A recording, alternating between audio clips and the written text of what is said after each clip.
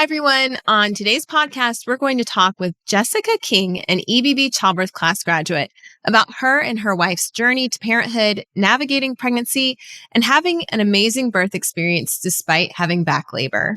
Welcome to the Evidence-Based Birth Podcast. My name is Rebecca Decker, and I'm a nurse with my PhD and the founder of Evidence-Based Birth. Join me each week as we work together to get evidence-based information into the hands of families and professionals around the world. As a reminder, this information is not medical advice. See ebbirth.com/disclaimer for more details. Hi, everyone, and welcome to today's episode of the Evidence-Based Birth Podcast. My name is Rebecca Decker, pronouns she, her, and I will be your host for today's episode. Today, I'm so excited to welcome a graduate of our EBB Childbirth Class. Before we get started, I want to make you aware that we will be talking about assisted reproduction, pregnancy loss, bleeding in pregnancy, epidurals, and postpartum mood disorders. If there are any other detailed content or trigger warnings, we'll post them in the description or show notes that go along with this episode. And now I'd like to introduce our honored guest, Jessica King. Jessica grew up in upstate New York and then moved to Boston to get her master's in architecture. While in Boston, she met her wife and fellow upstate New Yorker, Sarah. They started working on creating their family 3 years ago and welcomed their daughter, Ada, this past November. Jessica and Sarah are graduates of the Evidence-Based Birth Childbirth Class with EBB Instructor Anna Sutkowski. Their family currently lives in St. Louis with their 2 dogs. Jessica, we're so excited to have you share your birth story. Welcome to the Evidence-Based Birth Podcast. Thank you. Hi. Hi. Good to be here. Yeah, we're so thrilled that you reached out and you said you were willing to share your story. And I was wondering if you could start off by talking with our listeners a little bit about your journey to parenthood, because I know it was not like a quick and easy journey. Yeah, it wasn't. I think one of the first things, I guess, that I think about in our journey is that, everyone presumably knows that as 2 women, we can't make babies on our own. So there's the assumption that we have to do something for assisted reproduction. Mm-hmm. But I think the assumption that we have more problems than just being 2 women is not existent. So that was kind of a thing, I guess. I have PCOS, my wife has 1 ovary. And so even if we were in heterosexual relationships, we'd still be facing the need for assistance. And I think that just because we're 2 women doesn't negate that, if that makes sense. Mm-hmm. That's sort of where I like to start, because I think that there are so many ways for same-sex couples to create kids. Some people do what we call the turkey baster, right? You mm-hmm. get some sperm, throw it in there, and that would be intercervical insemination, so ICI. That's not an option really for us, because it's just our reproductive organs don't function that well. So we had to start with IUI, which is intrauterine insemination. And that's essentially where they take a catheter and put sperm up into the uterus. And that was a process that took we did it for me. My wife is a resident. So we knew that one of us gets more sleep than the other. It's me. And so we knew that we'd have to put me on a lot of drugs and all that kind of stuff to get the process rolling. So we did 4 rounds of IUI, and ultimately I got pregnant once and then lost it very quickly. So that was really awful and challenging. And then after that, we decided to go the IVF route. With the IUI, were you taking medications to also stimulate your ovaries so you would release an egg at the time? So I forget exactly what the drugs are, and the protocols change for everyone, right? Because there are so many different reasons that people don't ovulate. But yeah, so I would take the ovulation strips, right? The test kit to figure out when I was ovulating. Okay. And so we tried to time it out with that and then use drugs. Again, there are so many ways to do it. Mm-hmm. And probably every clinic has a different protocol too. Yeah. And so initially, they were oh, you don't need drugs. We'll just time it out. I'm okay. So the first one, we didn't use drugs. And then I was this is part where you have to advocate for yourself a lot, I think. And I have enough friends that have gone through this where they were like, oh, you should try this, you should try that.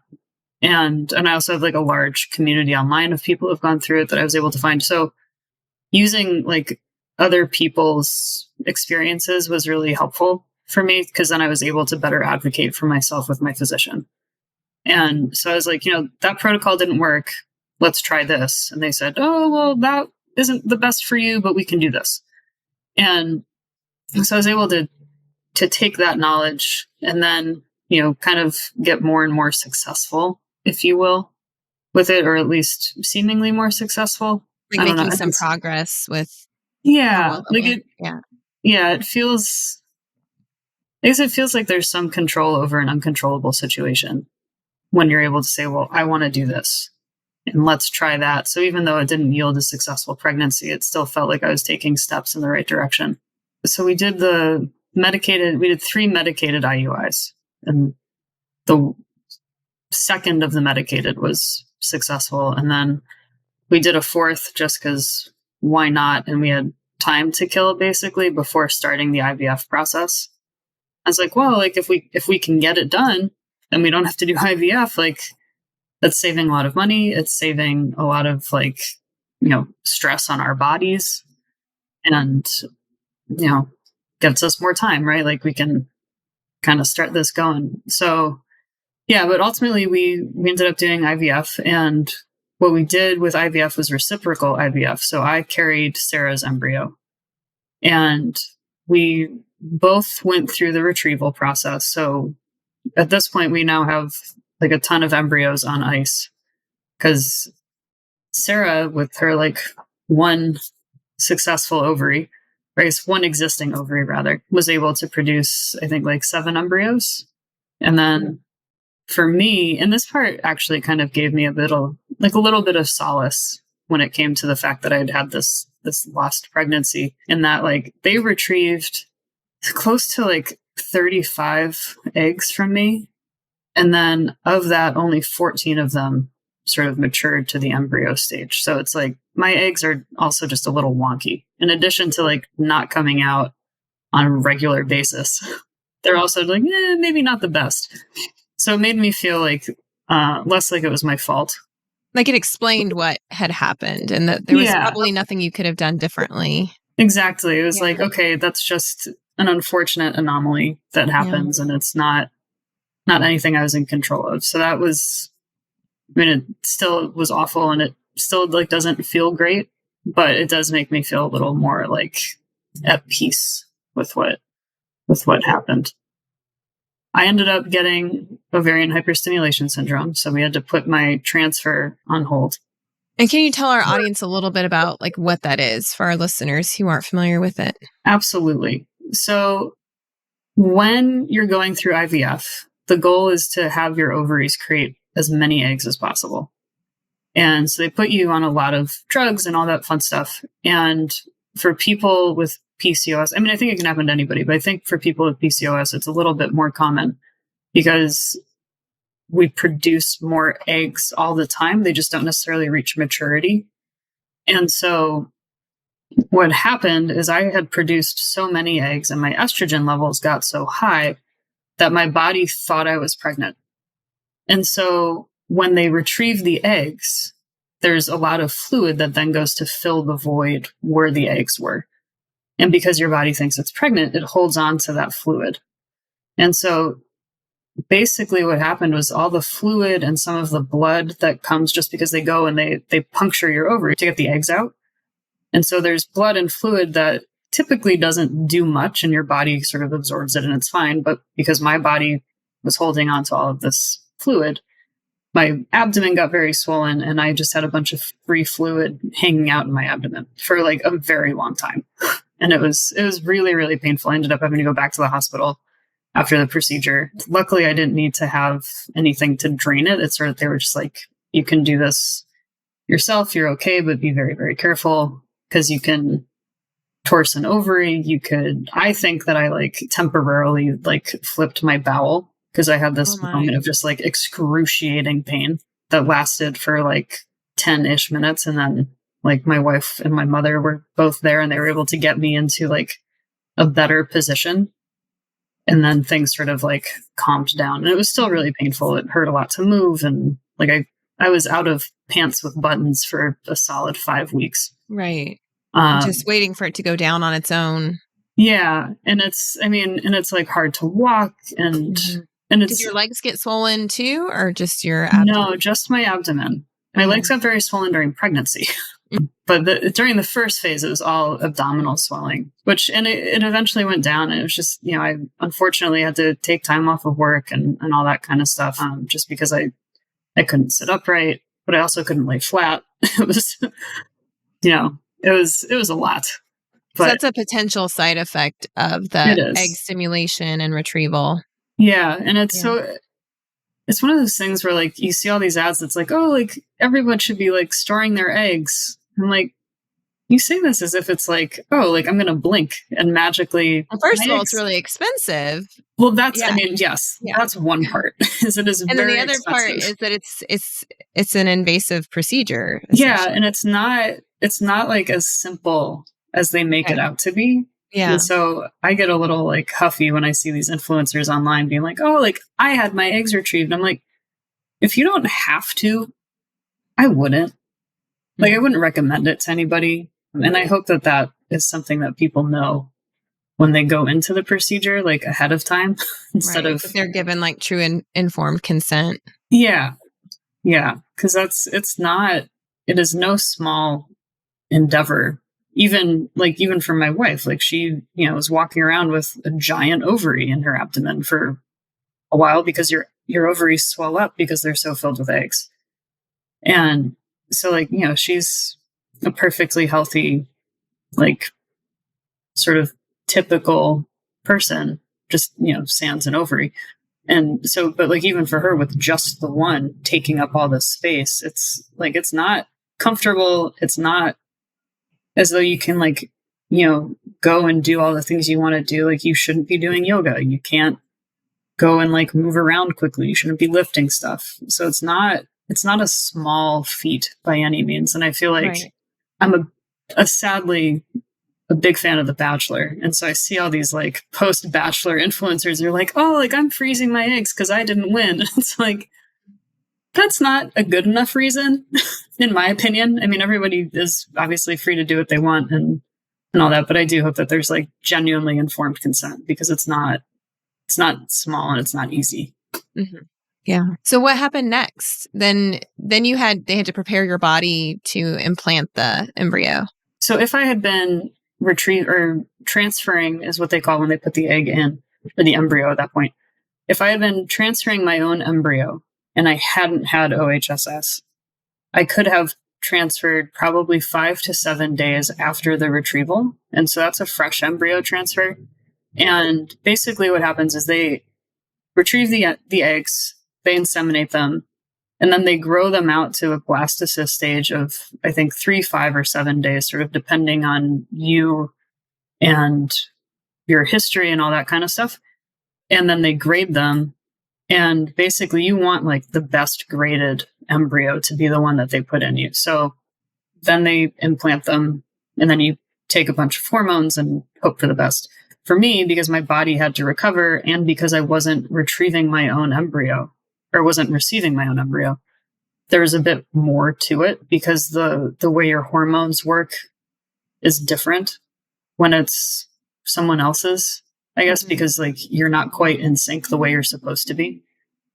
So for me, I had to wait for my body to recover. Once that happened, I had to go on birth control, which I think is very counterintuitive, but they use birth control to regulate my cycle so they could then put in the other hormones that were necessary. So I got my cycle regulated and then started taking progesterone and estrogen. I think I had like a heavy duty amoxicillin and like maybe some steroids as well to kind of like flush everything, make it as like inhabitable as possible.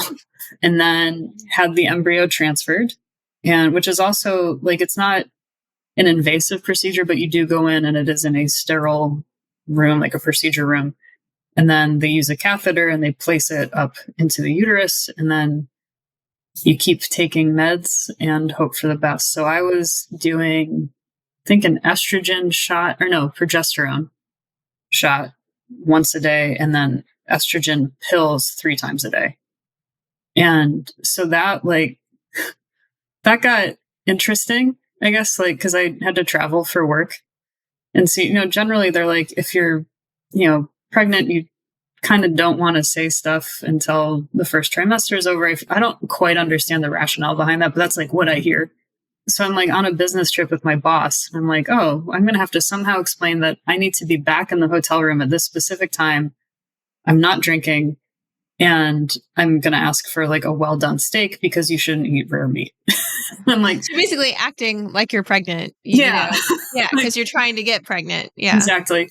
And so, I was like, my boss isn't an idiot. So I think she's going to figure it out pretty quickly. And yeah. So I basically had to say to her, I was like, hey, I have to go shoot myself up in the butt, before dinner tonight. And she's like, okay, we can talk about that more. Yeah. So, but I mean, she was great and really helpful and also a wonderful ally for me, and a good mentor and person to talk to. So that worked out just fine. But there are definitely moments where it was traveling home, I'm in the airport, waiting for the handicap bathroom so that I have enough space to do your injection, administer the shot. It's just the number of airport bathrooms that I've gone into and been shooting myself up with and medication. Thankfully, they all seem to have those sharps containers, which, makes you realize how many people have medical conditions. That's the thing. Yeah. You become very aware of all the things that other people need when you need them too. Yeah. It's oh, that's why we have this. So did that. And then, so I was on the meds for my first trimester.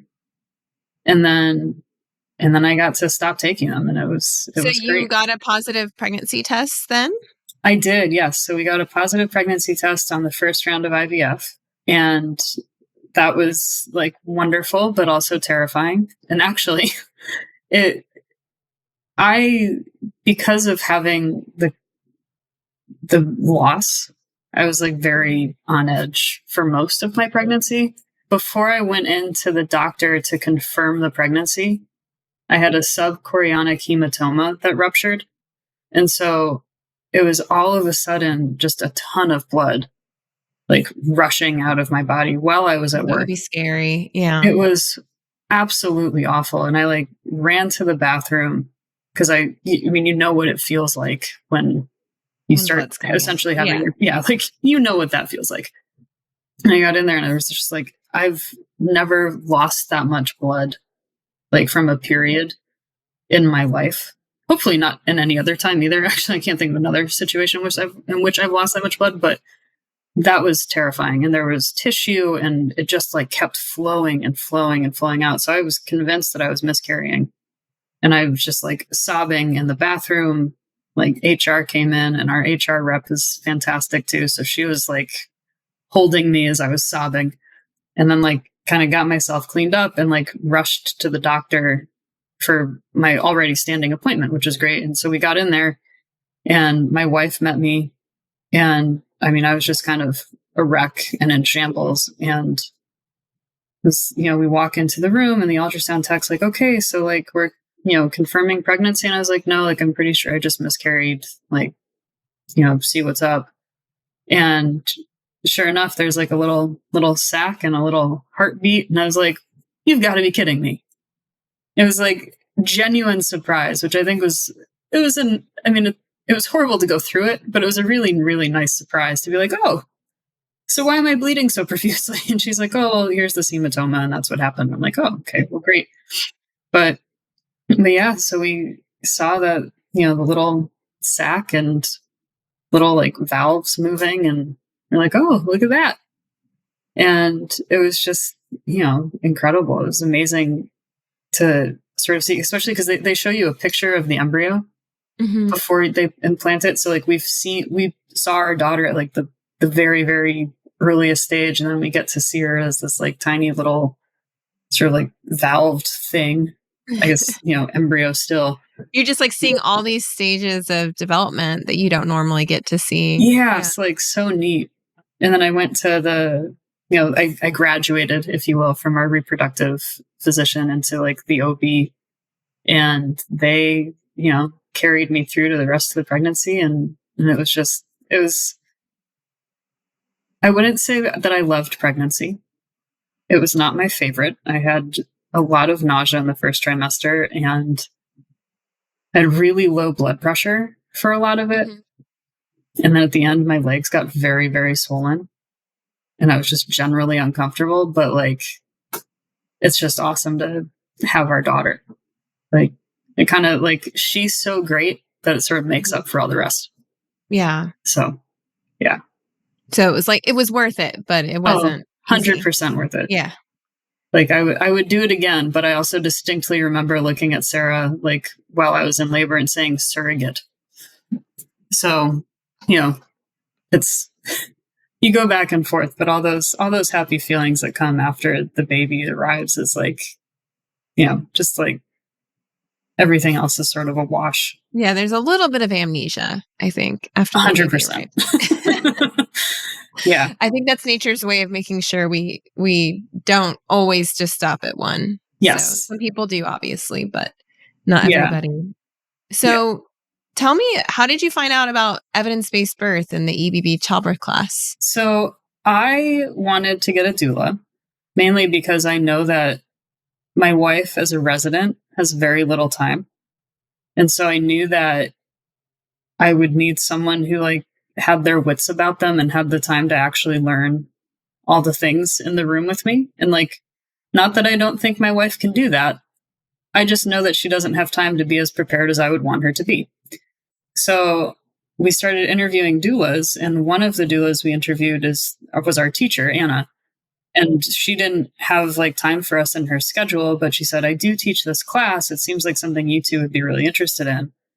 And so we're like, yeah, that sounds great, because I mean, I'm a big fan of evidence.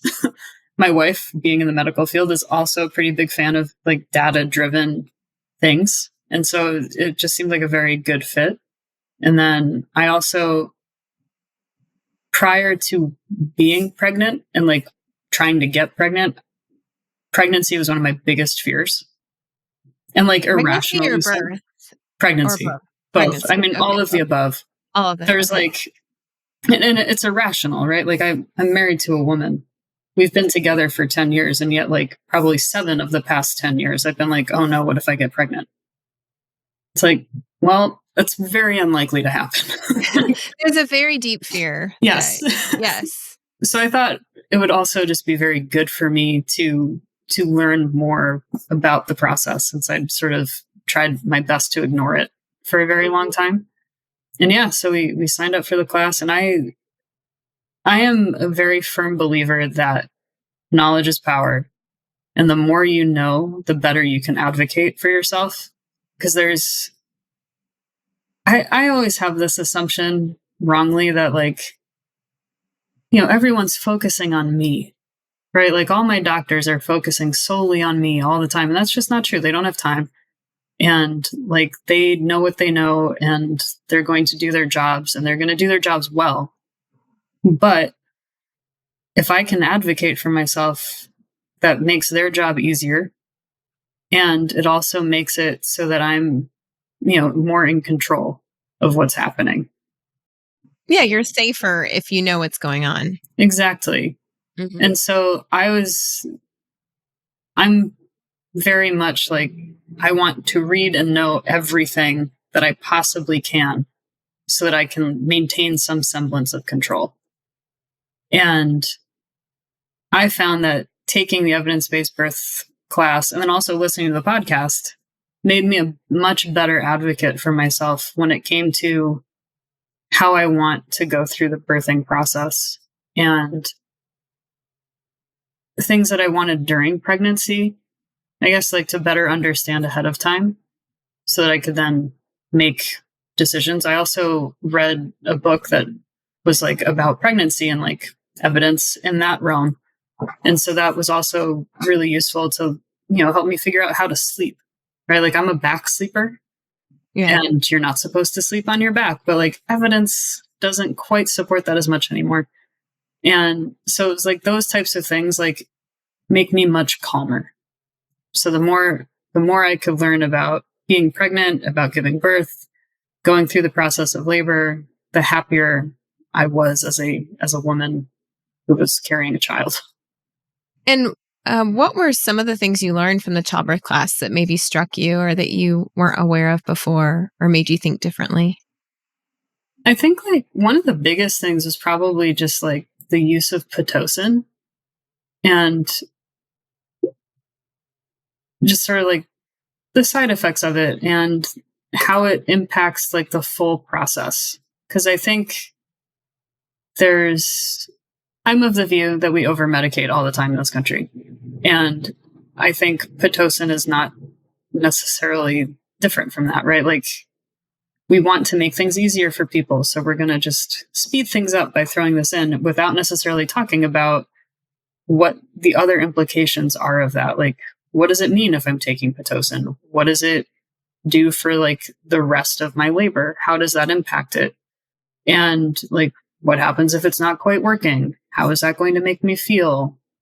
And all of that. And then the other one is just like the epidural. And so I don't want anybody touching my back unless they're giving me a massage. And I definitely don't want them near it with a needle. And so I was very, very opposed to getting an epidural, just solely based out of my own fear. But having learned more about them from the class and like how it worked made me much calmer about it. And so when I walked into pregnancy, or I guess when I walked into labor and throughout, like when I was making my plan, I was going into it with the idea that I do not want an epidural unless I absolutely have to get one. And not because I think there's anything wrong with epidurals. It's truly because like I didn't want a needle anywhere near my spine. So that was like how I walked into it. But I think like knowing more about it and also knowing about it before going into labor so that I could ask questions when I was at my doctor's appointments and when I toured the facility, I was able to say like, well, if I have an epidural, what happens? If, am I able to still do this? Am I able to still do that? What are your protocols here? They were able to kind of answer them. And then I kind of knew how I would want to work around what they do, like throughout the process. And so those were two big things. And then also that you can eat and drink. And I love that. I love food. And granted, I wasn't like really wanting a lot of food, but I was in labor for 28 hours and I went into labor like at nighttime. So I'd been awake for, I'm not that good at math, but like a really, really long time, probably close to 48 hours. Like I needed food. I needed sustenance. And so feeling like comfortable and okay consuming what small amounts I like did eat was like, it kept me calm. Because if all I hear from the provider is you shouldn't eat because, if we have to intubate you, then, and you vomit, you could aspirate and blah, it's like, that's not, let's reel this in. Let's like go with what the evidence shows and all that kind of stuff. So that was really helpful for me throughout the process. So it sounds like you armed yourself with information, which then kind of like diffused your fear so that you weren't as afraid of the process. Yes. I'm very much one of the people who's like, if I'm afraid of something, I want to know everything there is to know about it so that I can not be afraid of it anymore. Like that's awesome. Like why I like true crime as much as I do. So you can avoid those serial killers. Yeah. Yeah. Like one of my biggest fears is being almost killed by a serial killer. So like, because I don't want to have to remember it. But like, if I can just avoid the thing altogether, let's learn as much as we can. Yeah, I totally get that. Like, I have this, fear of like being lied to. So one of the things I've been learning is like body language and how to like read people. Because I always feel like I've been susceptible or vulnerable to people like will take advantage of my nature to trust people, So I feel better now knowing like some of the signs of deception and like what to listen for and stuff. And Not that I approach everyone with that belief, but yeah, I agree. Like information can be power. Mm-hmm. So towards the end of your pregnancy, you were planning a birth with a doula and an OB and a hospital and anything else you wanted on your birth plan. Were you hoping to avoid an epidural or just like absolutely no epidural was in your plan? I was hoping to avoid one. Okay. But open to getting one if it was necessary. Okay. Yeah. And ultimately, like my birth plan, like I typed out this whole thing and then I ended up forgetting it. But yeah, it was ultimately like, I don't want many people in the room. I wanted sort of like as calm of an environment as possible. I really wanted to get a room with a tub, which unfortunately they didn't have any available, but I did have a shower and that was great. And actually, like in retrospect, I think a shower was better for me anyways, just because like my legs were so swollen that I don't know that I would have been able to get out of a bathtub. So that was like, and also like being in back labor, I don't know that I would have wanted to like be leaning back on anything. But yeah, and it was, that was sort of it. I didn't have like too many plans. I was just like, please like keep my mother and mother-in-law out. And like, you knew who you wanted there and you had an idea for the kinds of like comfort tools you wanted to use. Yeah. Yeah. And like I wanted, the ball, and on our tour, I was able to see like how capable their beds were. So I was like, oh, like I could do like a squatting like labor if I wanted to, like in the bed, like be supported in that. And so that it was, I felt that I had very good like tools at my disposal. And and so I just kind of went in and was like, all right, here we are. Let's go. So share your birth story with us. How did it begin? Well, it began Friday night at around 8:30. We were watching Austin Powers. So that movie will forever like have a special place in my heart now, as if it didn't before. Yeah, I just started like feeling kind of crampy. And I, went to use the bathroom. I was like, okay, like maybe this is it. Maybe it's not. I'm not quite sure. And I was, kind of looking for the mucus plug, hoping like, oh, okay, that will be my telltale sign. And like didn't see anything, but then like just kind of kept not feeling great. And I was like, okay, this must be what like, the waves are. Right. Like, cause I remember asking my OB, I was like, how am I going to know? And she's like, you'll know. And I'm like, okay, but I feel like a kid when they're like, how do you know when you're in love? And it's like, well, you just know. And now like on the other side of it, it's like, yeah, like you just know. But like, there's not really any way to necessarily describe it accurately ahead of time. Like, when you're in it. And so like I, would have this cramping and then it would go away and then it would come back and then it would go away. And I was like, oh, I see what's happening here. And so like I took a shower and just like tried to like get myself clean because I was like, okay, we're doing this. And also just wanted to like feel better. I laid down in bed with a heating pad and just tried to like sleep as much as I could before they really ramped up. And I texted our doula. I was like, hey, like, I'm starting to feel the waves and we should probably get going soon. She's like, okay, well, like, time them out. And when they're closer together and all that, let me know. And so it took probably about like 3 hours, I'd say, before they like really picked up to the point when they're like, you should go to the hospital now. And I think that was like probably the quickest part of my labor. It's like the very beginning. And so around like 11:30 or so, we left the house, got to the hospital, got checked in, met the doula there. My mother-in-law made us a bunch of snacks and sandwiches. I'm like, can we just get there, please? Like terrified I'm going to like have this baby in the car, which I did not. And so we got there. I went into the intake room and they had me do a urine test. I hadn't done throughout my pregnancy, like other than at the very beginning. And I think because I had like dangerously low blood pressure the vast majority of my pregnancy, they weren't really worried about preeclampsia. And then when my urine came back, it was like filled with protein. And they're like, oh, you have preeclampsia. No one told me this until afterwards. Wow. So yeah, so like they came back and like said the number and I saw Sarah's eyes get big. And I was like, what's up? And she's like, you're fine. Don't worry about it. I'm like, okay. And so like, this is the part where like having her with her like medical knowledge and her knowing me and how neurotic I can get was like very, very wonderful. Cause she was like, okay, we don't need to worry about it yet. Like they've got it under control. They'll do all the things they need to do. And that's fine. And so, and luckily like they didn't keep me hooked up to a blood pressure monitor throughout it. Like they were just kind of like, okay, like we'll check it every like 30 or 40 minutes or something. And so it didn't keep me hooked up to the machines, which was really nice. So I was in the intake room, then I was able to get up and walk around and kind of just go through some comfort movements and things like that. Our doula was really great at like massage therapy type things. I started having like full body shaking with like every wave. And that started really early. And like every time like a nurse would see it happen, she'd be like, oh, you must be getting really close. And I'm like, great, that would be awesome. And then 20 hours later, like still no baby.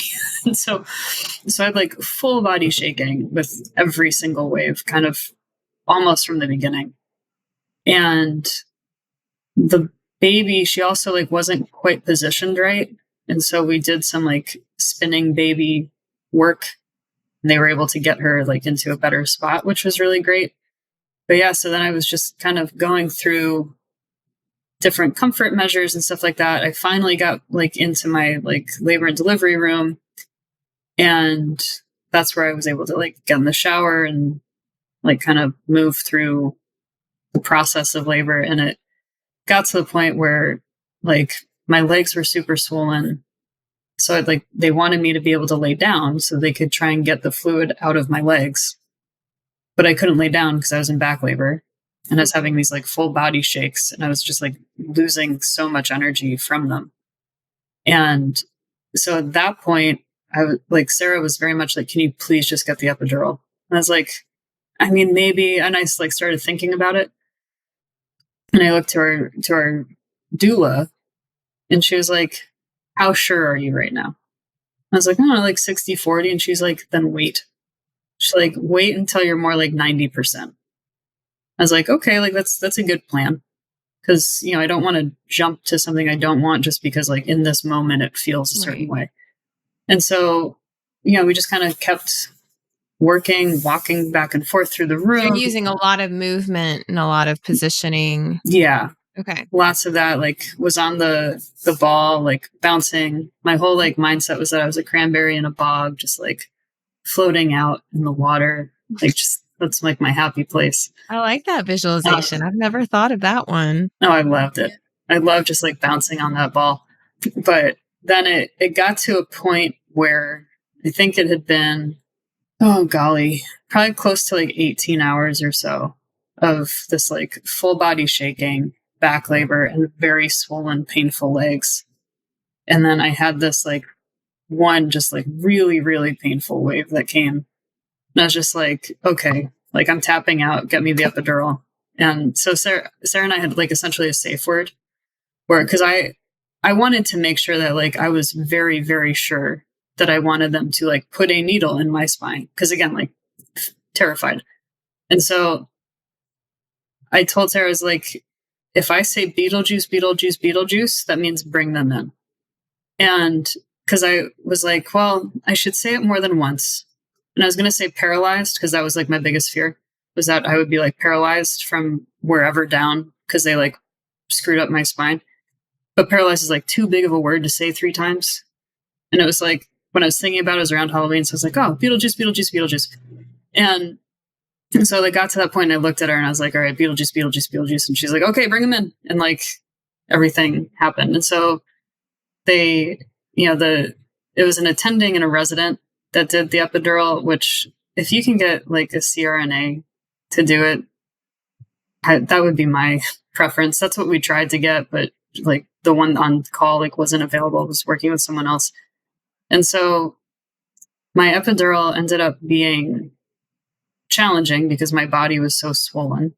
And I asked the resident how many he'd done. He was like, oh, like maybe 3 or 4. I looked at my wife and she was like, that means 0. And I was like, and she's like, well, he's learning, like, and she's a resident, so we kind of have a soft spot. I was like, okay, fine. And so he like couldn't get it right. Mm. So then the attending came in and did it, and then let the resident sort of do kind of like the threading of it in or whatever. Yeah, like I don't quite know what they do, right? Mm-hmm. But like he had him like balance out the meds or like set up the drip, whatever it was. And they ended up giving me a bolus style epidural, which is not what I would recommend to a person who is in labor. And so, like, basically, the bolus is a big influx of the medication every like 20 minutes. And so you get like this huge wave of like, oh, okay, everything's fine. I don't feel anything. And then it peters out. Mm-hmm. And then you click your little button for more. So you get another bolus, and then that peters out. And then you get the influx like from the catheter. And so you can end up like sort of over medicating yourself inadvertently. Mm-hmm. And what ended up happening was that like I couldn't feel when I was having waves. So the only reason that I knew they were happening is because my whole body started shaking afterwards. So I didn't have the feeling of like the sensation of it. Like I didn't feel the cramping. Right. But then my whole body would start shaking like I was freezing cold, and then it would stop. But that was always after. So it's not as though I could like time out or figure out when to push or anything like that. And so a nurse came in, and like my wife didn't know this about epidurals, and my doula didn't. And typically when you get an epidural, they only allow like a birthing partner there with you. It's very rare, if ever, that they would allow a doula to stay in the room. So it's usually like the full nursing staff that's with you, and then the like anesthesia team and your birth partner. And so like we had no idea that like a bolus was an option for an epidural. And so when the nurse came in, she's like, oh, he set this up as a bolus. And we're like, why? And she's like, because he's a man. I'm like, oh, great. That's thrilling. You'd think they would still know that that's probably not the best way to do it. So we had to call him back in, and then he changed it. And then, so he changed it to like a steady drip. Like a small drip. So which is better, because then it's not this huge, like, oh, I don't feel anything, to like, now I feel everything. It's like more of like a nice, like toned down, right, like sort of thing. And so that took a while to like get figured out. Like I was on the bolus style for probably 5 hours, but it did allow me to like get like little 3-minute naps in here and there. So that was nice. So you got some rest. Yeah, I got like a little bit, but not much. And then it came time to push. And so I tried a squatting position. So even though I'd had the epidural, I was still able to like use my legs and use my upper body to like hold on, because of the bed. Those beds are incredible. They have a very cool design. And so I tried that, and that just like, I just didn't have enough strength at that point to do it. So I ended up doing a side lying position, and which, I mean, worked out really nicely, because I didn't want to lay there in that sort of like, I forget the name for it, but like that typical like movie style where you're just like legs out. Yeah, I think the medical term is lithotomy, or there's other names for it too. But, and so I wasn't wild about that. To me, the squatting position seemed like most natural, just like when thinking about it. And then when I was doing it, I was like, it doesn't feel right. It's not working for me. So then we moved to the side lying, and that was great, because it like allowed me to have my legs in a position that I wanted them to be in, to sort of help my lower body relax those muscles, but then also like had me laying down because I was exhausted. And so we, pushed and pushed. And then at some point, as she was crowning, I was just like, oh no, like I can't push anymore because I'm going to tear. And they're like, you need to push because she's in distress. And I remember my wife looking at me being like, you have to push. I was like, oh, okay. And because I mean, at this point, I've been awake for so long and been laboring for so long. I was like, totally like just kind of out of it. I'm like, I'm going to do what I'm told, but I don't know. And so, so then I gave that final push, and out she came. And I have to say, like, delivering the placenta was like probably one of the greatest feelings in the world. Because like after you've pushed the baby out, it's this like, just like nice, warm, soft thing. It's like, oh, that's great. And so I did have some tearing. It wasn't terrible. I think it was like a 2nd-degree tear. Is that what they call it? Is it a degree? Yeah. So I had a 2nd-degree tear that they stitched up, and, you know, it was, again, with a resident doing it. So it wasn't as speedy as an attending, but, you know, it all worked out, and just got to like hang out with our baby, and it was great. It's just incredible that, like, you know, we saw her at all these stages. Now she's this like, just like absolutely adorable little girl. And yeah. How did it feel like going from pushing out a baby to all of a sudden having her on your chest? I was like pretty in shock. I think, like, I remember Sarah was like, "Why aren't you smiling?" And I was like, I don't really know what's going on.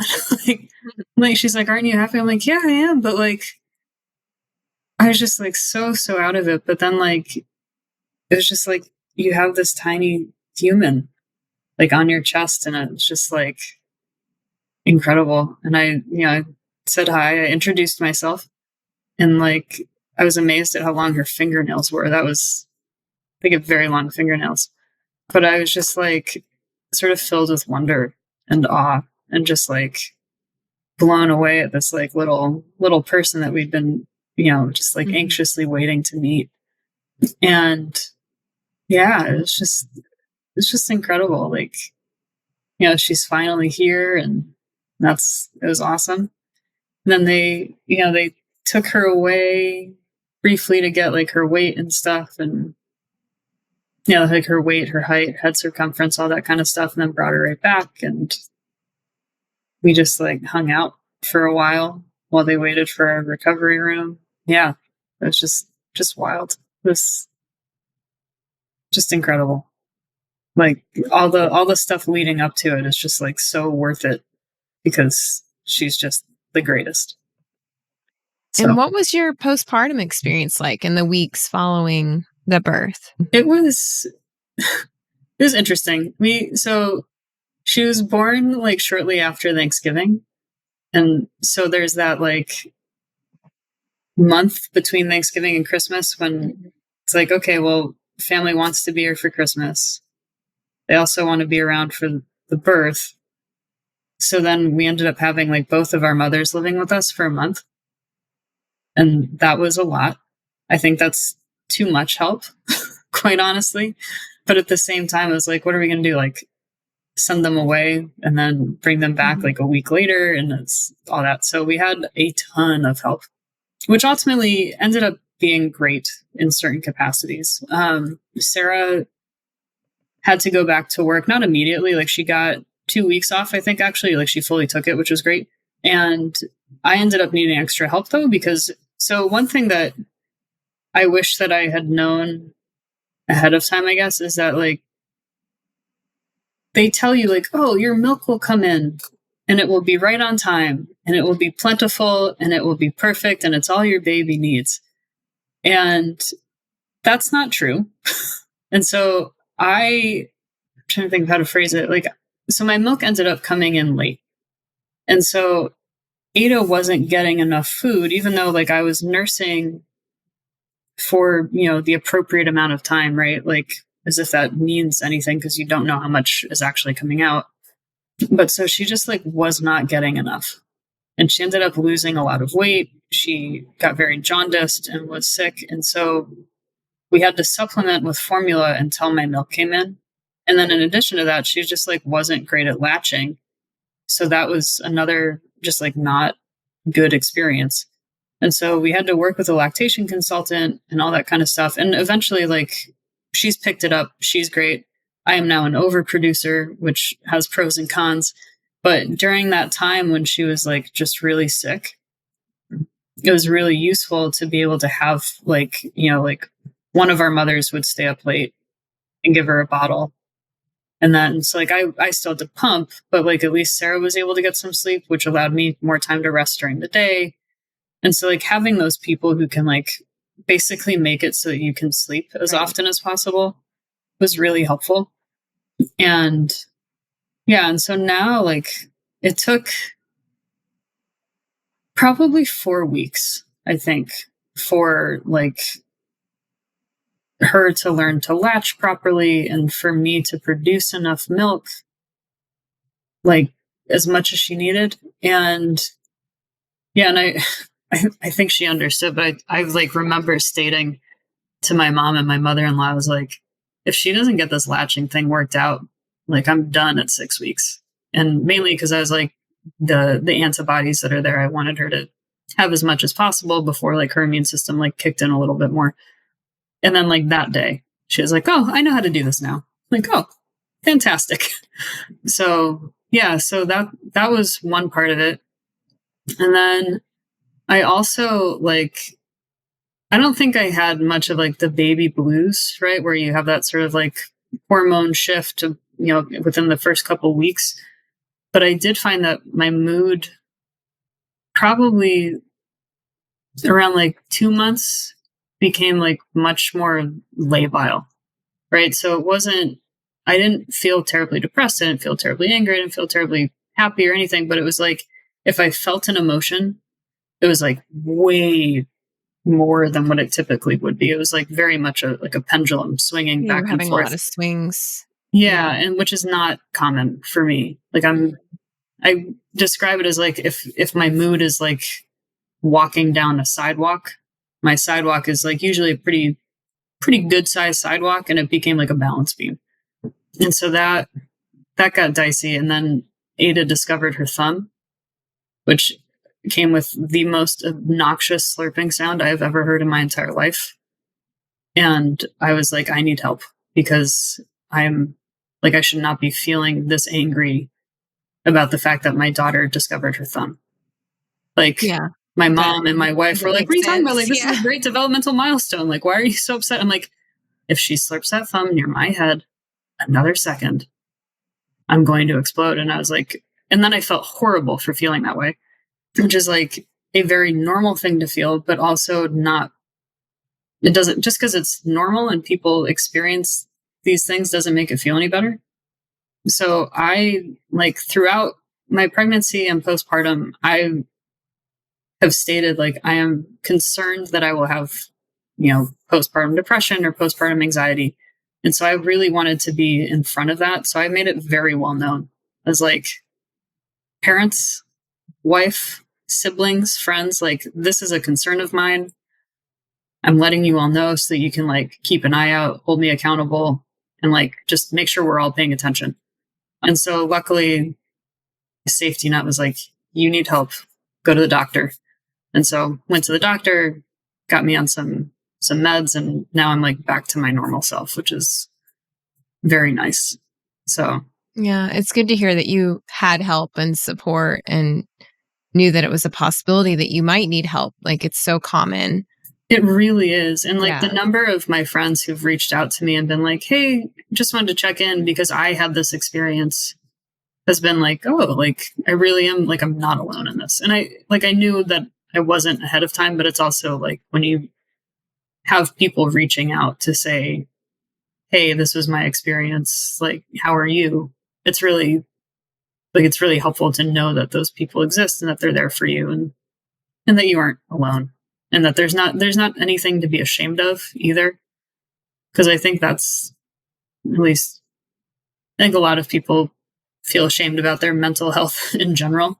It's not something that we generally say like, oh, like you have anxiety, good for you. Or like you're struggling with depression, good for you. Or like you have bipolar, great. That's not how we talk about mental health in this country. And so I think that just like being open and honest is the best thing that we can do for ourselves and for everyone else. So yeah, I wanted to make sure that I was like being very, very proactive. I don't want to end up on Dateline, quite frankly. Like, yeah. Well, I think what your story is important, like the end part of this story, for a couple reasons. One is like to be aware if you have PCOS or gestational diabetes or any kind of metabolic syndrome, just to be aware that like delayed milk production is common in people with those conditions.